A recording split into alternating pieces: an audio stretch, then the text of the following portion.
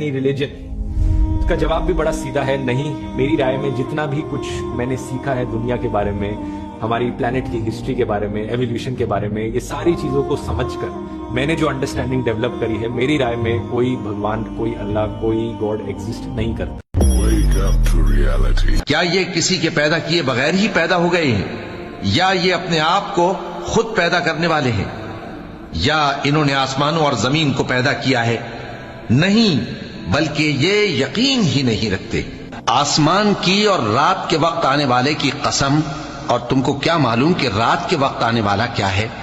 وہ تارا ہے چمکنے والا, کہ کوئی شخص ایسا نہیں جس پر کوئی نگہبان نہ ہو. تو انسان کو دیکھنا چاہیے کہ وہ کاہے سے پیدا ہوا ہے. وہ اچھلتے ہوئے پانی سے پیدا ہوا ہے جو پیٹھ اور سینے کے بیچ میں سے نکلتا ہے.